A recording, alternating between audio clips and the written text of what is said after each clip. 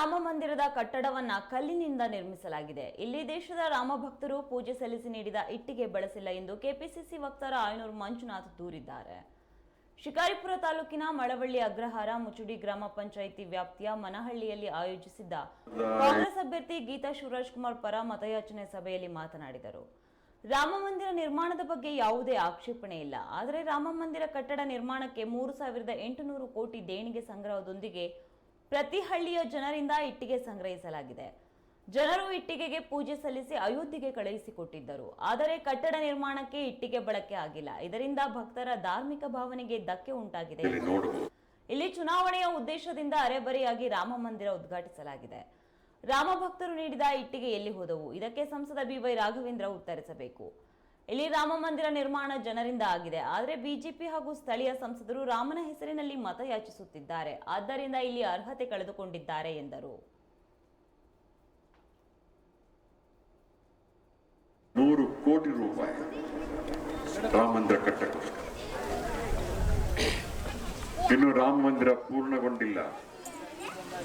ಇನ್ನು 1.5 ವರ್ಷಗಳು ಬೇಕು ಅದು ಕಟ್ಟಡ ಪೂರ್ತಿ ಆಗ್ಲಿಕ್ಕೆ. ಆದ್ರೆ ಅಷ್ಟರಲ್ಲೇ ಚುನಾವಣೆ ಬರ್ತಾ ಇರೋದ್ರಿಂದ ರಾಮ ಮಂದಿರವನ್ನ ಅರೆಬರೆಯಾಗಿರೋದನ್ನ ಉದ್ಘಾಟನೆ ಮಾಡಿದ್ದಾರೆ. ತಾವ್ ಯಾರಾದ್ರೂ ಬೇಕಾದ್ರೆ ಹೋದ್ರೆ ಅಯೋಧ್ಯೆಯಲ್ಲಿ ನೋಡಬಹುದು. ಚುನಾವಣೆಗೋಸ್ಕರ ರಾಮ ಮಂದಿರದ ಉದ್ಘಾಟನೆ ಯಾರಾದ್ರೂ ಹಾಗೆ ಮಾಡೋದು ಉಂಟ? ರಾಮ ಮಂದಿರ ದೇವ ಮಂದಿರಗಳನ್ನ ಮುಹೂರ್ತಕ್ಕೆ ತಕ್ಕಂತೆ, ಆ ಶುಭ ಗಳಿಗೆಗೆ ತಕ್ಕಂತೆ ಪೂರ್ತಿಯಾದ ಮಂದಿರ ಉದ್ಘಾಟನೆ ಮಾಡ್ತಾರೆ ಹೊರತು ಅರೆಬರೆ ರಾಮ ಮಂದಿರ ಉದ್ಘಾಟನೆ ಮಾಡಲ್ಲ. ಇವತ್ತು ಅದೇ ಆಗಿರೋದು. ಟಿವಿಯಲ್ಲಿ ತಾವೆಲ್ಲ ನೋಡಿದ್ದೀರಾ, ಪೂರ್ತಿ ಕಲ್ಲಿನ ಕಟ್ಟಡ ಅದು ರಾಮ ಮಂದಿರ. ದೊಡ್ಡ ದೊಡ್ಡ ಕಲ್ಲುಗಳ ಕೆತ್ತನೆ, ಅಲ್ಲಿ ಎಲ್ಲೂ ಕೂಡ ಇಟ್ಟಿಗೆ ಕಟ್ಟಡ ಇಲ್ಲ, ಕೇವಲ ಕಲ್ಲಿನ ಕಟ್ಟಡ. ಹಾಗಾದರೆ ನಾವು ಹಳ್ಳಿಗಳಲ್ಲಿ ಪೂಜೆ ಮಾಡಿ ಕಳಿಸಿಕೊಟ್ಟಂತ ಆ ಇಟ್ಟಿಗೆಗಳು ಎಲ್ಲಿಗೆ ಹೋಯಿತು? ಆ ಇಟ್ಟಿಗೆಗಳನ್ನ ಏನ್ ಮಾಡಿದ್ರಿ ನೀವು? ನಮ್ಮೂರಿನ ದೇವಸ್ಥಾನಗಳಲ್ಲಿ ಪೂಜೆ ಮಾಡಿ ನಾವು ಮೆರವಣಿಗೆ ಮಾಡಿ ಶ್ರದ್ಧೆಯಿಂದ ಭಕ್ತಿಯಿಂದ ಕೊಟ್ಟ ಇಟ್ಟಿಗೆಗಳು ಎಲ್ಲೋಯ್ತು? ರಾಘವೇಂದ್ರ ಅವರೇ, ತಾವು ಉತ್ತರ ಕೊಡಬಹುದಾ? ನಮಗೆ ಸುಳ್ಳು ಹೇಳಿದ್ರಿ, ಇಟ್ಟಿಗೆ ಪೂಜೆ ಮಾಡಿ ತಗೊಂಡು ಹೋದ್ರಿ, ನಮ್ಮ ಭಾವನೆಗಳನ್ನ ಕೆರಳಿಸಿದ್ರಿ ನೀವು. ಆದ್ರೆ ಇವತ್ತು ಆ ಇಟ್ಟಿಗೆಗಳಲ್ಲಿ ಕಟ್ಟಿಲ್ಲ ಅಂತಂದ್ರೆ ಅದಕ್ಕೆ ಉತ್ತರವನ್ನ ಯಾರು ಕೊಡಬೇಕು? ರಾಮ ಮಂದಿರ ಕಟ್ಟಿದ್ದೇವೆ ಅಂತ ಹೇಳೋರು ಕೊಡಬೇಕು. ಕೋಟ್ಯಾಂತರ ಜನ ಕೊಟ್ಟಿದ್ದೇವೆ, ಕೋಟ್ಯಾಂತರ ಜನ. ದ್ರೋಹ ಮಾಡಿದಿರಿ ಜನಕ್ಕೆ ನೀವು. ನಮ್ಮ ಇಟ್ಟಿಗೆಗಳನ್ನ ಎಲ್ಲ ಬಿಸಾಕಿದಿರಿ ನೀವು. ನಮ್ಮ ಹಣವನ್ನ ಬಳಕೆ ಮಾಡಿದ್ರಿ ನೀವು. ಬರೇ ದೇವಸ್ಥಾನ ಕಟ್ಟೋ ಮೇಸ್ತ್ರಿ ಅಷ್ಟೇ ಹೊರತು ನೀವು ದೇವಸ್ಥಾನ ಕಟ್ಟೋರಲ್ಲ.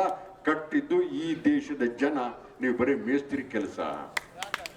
ಮೇಸ್ತ್ರಿ ಮನೆ ಮಾಲೀಕ ಆಗಕ್ಕೆ ಸಾಧ್ಯ ಇಲ್ಲ.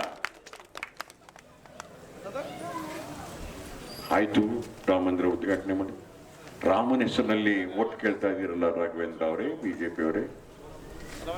ಇತ್ತೀಚಿನ ಈಶ್ವರಪ್ಪನು ಅದನ್ನೇ ಕೇಳ್ತಾರೆ.